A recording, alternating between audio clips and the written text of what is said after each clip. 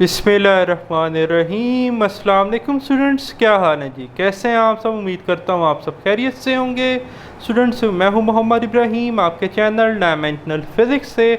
और प्यारे स्टूडेंट्स, आज हम डिस्कस करने वाले हैं class 11 physics 2025 Punjab text book board पैक्टा की बेटा जो आपकी न्यू बुक आई है जी।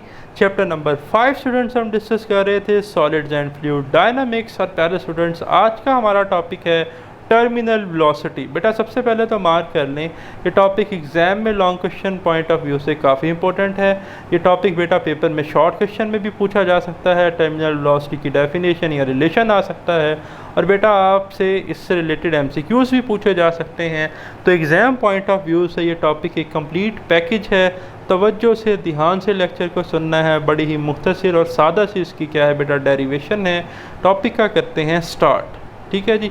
टर्मिनल वेलोसिटी क्या होती है बेटा? आपने अक्सर पैराट्रॉपर्स को देखा होगा कि पैराट्रॉपर्स जो हैं जब वो छलांग लगाते हैं, पैराग्लाइडिंग करते हैं हेलीकॉप्टर से या किसी ऊंची जगह से, तो जब वो नीचे की तरफ गिरते हैं तो इनिशियली जो है उनके ऊपर कोई एयर रेजिस्टेंस, कोई ड्रैग फोर्स नहीं लग रही होती। लेकिन जब वो गिरते हैं तो डाउनवर्ड उनका वेट होता है और उनके ऊपर ड्रैग फोर्स लगती है। जूं जूं वो गिरते जाते हैं ड्रैग फोर्स बढ़ती जाती है, और एक वक्त ऐसा आता है कि ड्रैग फोर्स और वेट बराबर हो जाता है, और वो जो आपके पास पैराट्रॉपर है वो कांस्टेंट वेलोसिटी से गिरता है। उस कांस्टेंट वेलोसिटी को बेटा हम टर्मिनल वेलोसिटी कहते हैं। तो सबसे पहले डेफिनेशन देख लें। Maximum constant velocity of a falling object when drag force become equal to its weight, it is called terminal velocity. ठीक है जी।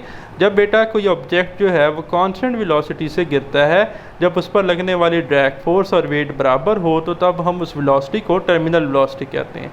और टर्मिनल वेलोसिटी का बेटा हमारे पास रिलेशन होता है 2ρg r² / 9 ईटा। ठीक है जी। ईटा यहाँ पर विस्कोसिटी है, आर रेडियस है, जी आपके पास एक्सेलरेशन ड्यू टू ग्रेविटी है, रो डेंसिटी है, और 2 और 9 कांस्टेंट है। तो इसको हमने आज ड्राइव करना है जी। अब हम चलते हैं डेरिवेशन की तरफ। Consider a water droplet such as that of fog falling vertically. लीजिए एक वाटर ड्रॉपलेट या फॉग ड्रॉपलेट है जो वर्टिकली फॉल कर रहा है। The air drag on the water droplet increases with speed. अब इनिशियली जब वो गिरना शुरू होता है तो अभी गिरा ही नहीं, तो ड्रैग फोर्स ज़ीरो है, सिर्फ वेट है डाउनवर्ड। लेकिन जब वो नीचे गिरना शुरू होता है तो उसके ऊपर ड्रैग फोर्स लगेगी अपवर्ड। जूँ जूँ वो नीचे गिरता जाएगा ड्रैग फोर्स बढ़ती जाएगी, और एक वक्त ऐसा आएगा कि वेट और ड्रैग फोर्स बेटा बराबर हो जाएगी।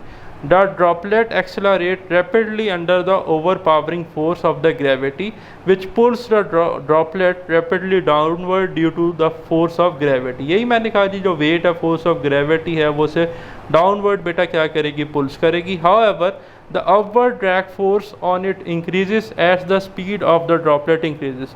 जो जो बेटा स्पीड बढ़ती जाएगी, तो ये देखें ड्रैग फोर्स यहाँ कम थी, यहाँ ड्रैग फोर्स ज़्यादा होगी, ड्रैग फोर्स बढ़ती जाएगी।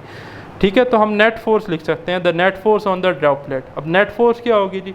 भाई वेट डोमिनेट कर रहा है ना, गिर तो नीचे रहा है, तो नेट फोर्स होगी वेट माइनस ड्रैग फोर्स। तो नेट फोर्स आ जाएगी वेट माइनस ड्रैग फोर्स। तो net force F net is equal to weight होता है mg, ड्रैग फोर्स होती है जी, हमने इससे प्रीवियस वीडियो लेक्चर में पढ़ा था स्टोक्स लॉ से, 6 पाई ईटा rv। तो हम लिख लेंगे mg minus 6 pi eta rv। ठीक है।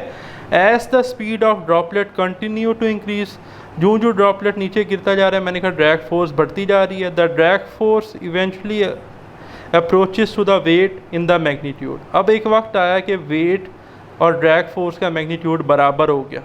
ठीक है जी। Finally when the magnitude of drag force become equal to the weight, the net force acting on the droplet is zero. क्यों? वेट और ड्रैग फोर्स तो बराबर हो गए, तो ये आपस में कट जाएंगे बेटा। तो हम ये कहते हैं कि नेट फोर्स क्या हो गई, ज़ीरो हो गई। तो नेट फोर्स की जगह हम ज़ीरो पुट करेंगे। ठीक है जी। Then the droplet will fall with constant speed. अब जब आपके पास ड्रैग फोर्स और वेट बराबर हैं, तो अब वो फॉग और वाटर ड्रॉपलेट कांस्टेंट स्पीड से गिरेगा, जिसे हम टर्मिनल वेलोसिटी कहते हैं। To find the terminal velocity vt, terminal velocity को vt लिखते हैं, तो हम क्या करेंगे, हम जो है नेट फोर्स ज़ीरो पुट कर देंगे। इन दिस केस वो use Stokes law for the drag force equating it to the weight of the drop we have. जब ड्रैग फोर्स वेट के बराबर होगी, तो मैंने कहा कट जाएंगे, नेट फोर्स क्या हो जाएगी, ज़ीरो, तो इधर ज़ीरो पुट कर दें। तो zero is equal to mg minus 6 pi eta rvt। अब vt टर्मिनल वेलोसिटी है, v किससे रिप्लेस हो गया, vt से, और f नेट ज़ीरो हो गया। तो बेटा ये जो फैक्टर है माइनस वाला इसको उधर ले जाएं तो ये पॉजिटिव हो जाए, तो ये बन जाएगा M G is equal to 6 pi eta R V T. तो हमें तो वी टी चाहिए, तो 6 पाई ईटा आर से हम डिवाइड कर देंगे, तो वी टी आ जाएगा M G over 6 pi eta R. ठीक है जी। अब हमने क्या करना है जी, यहाँ से मैथ्स का एक्सप्रेशन सॉल्व करना है in term of density and volume. अब जो हमारे पास फॉग या रेन ड्रॉपलेट है वो स्फेरिकल है, तो उसका रेडियस आर है, तो उसका वॉल्यूम होता है 4/3 पाई आर क्यूब। बेटा आप जानते हैं कि जो डेंसिटी होती है वो होती है मैस पर यूनिट वॉल्यूम, तो यहाँ से मैं मैस को लिख सकता हूँ रो इंटू वी। ठीक है, ये वॉल्यूम इधर रो से मल्टीप्लाई हो जाएगा, और वॉल्यूम कितना होता है स्फीयर का 4/3 पाई आर क्यूब। तो यहाँ मैस है, तो मैस इज इक्वल टू रो ही रहेगा, वॉल्यूम की जगह पुट कर दें 4/3 पाई आर क्यूब, तो मैस बन जाएगा 4/3। ठीक है जी, रो पाई आर क्यूब रीअरेंज कर लिया। अब ये जो मैस आया ना बेटा, इसको हमने पुट कर देना है इस इक्वेशन में। ठीक है, जो कि 5.30 है, तो देखें equation 5.30 becomes V T is equal to, अब यहाँ था आपके पास m, तो m किसके बराबर है 4/3 रो पाई आर क्यूब, तो m की जगह आ गया 4/3 rho pi R cube multiply by क्या रह गया g over 6 pi eta R. तो देखें जी g over 6 pi eta R. अब कुछ चीज़ें कटती हैं यहाँ पर, जैसे 2 2 ज़ा 4, 2 3 ज़ा 6, पाई से बेटा पाई कैंसिल, एक r जो है इस r से कैंसिल, यहाँ पर r क्यूब था तो r स्क्वायर हो जाएगा। अब जो मिसिंग टर्म्स हैं वो लिखें, यहाँ पर बच गया 2/3 रो, पाई तो कट गया, और r की 3 से एक कट गया तो r स्क्वायर रह गया, मल्टीप्लाई बाय g ओवर 3 ईटा। ठीक है, अब इन्हें मल्टीप्लाई करें, 2 रो जी आर स्क्वायर, ऊपर वाले आपस में मल्टीप्लाई हो जाएंगे न्यूमिनेटर में, 2 रो जी आर स्क्वायर, और 3 3 ज़ा 9 और ईटा 9 ईटा, तो 2 रो जी आर स्क्वायर ओवर 9 ईटा, ये टर्मिनल वेलोसिटी है। अब यहाँ पर एक बड़ा इंपॉर्टेंट एमसीक्यू कि बेटा अगर आपके पास डेंसिटी कांस्टेंट है तो टर्मिनल वेलोसिटी का डायरेक्ट रिलेशन है रेडियस के स्क्वायर के साथ। कब? जब मैंने कहा कि जब डेंसिटी क्या है कांस्टेंट है तो टर्मिनल वेलोसिटी डायरेक्टली प्रोपोर्शनल है आर स्क्वायर के। और बेटा इस फार्मूले के मुताबिक अगर मैस कांस्टेंट है तो टर्मिनल वेलोसिटी का इन्वर्स रिलेशन है रेडियस के साथ। तो ये दो एक अलग अलग पॉइंट थे, इन्हें भी आप नोट कर लेंगे। अक्सर बेटा पेपर में एमसीक्यूज़ आ जाता है कि अगर दो ऑब्जेक्ट हैं उनकी डेंसिटी क्या है कांस्टेंट है, ठीक है जी, एक का रेडियस जो है वो दूसरे से 2 टाइम क्या है ज़्यादा है, तो बताएं टर्मिनल वेलोसिटी की रेशो क्या होगी। तो वी टी डायरेक्टली प्रोपोर्शनल है आर स्क्वायर के, अगर रो कांस्टेंट है तो आप लिखेंगे V T directly proportional to R square, तो एक को लिख लेंगे V T 1 directly proportional to R 1 square, दूसरे को लिख लेंगे V T 2 is equal to R 2 square. तो वी टी 1 वाला जो है उसका रेडियस डबल था तो वहाँ पुट कर देंगे 2 आर का स्क्वायर, तो वो 4 आर स्क्वायर बनेगा।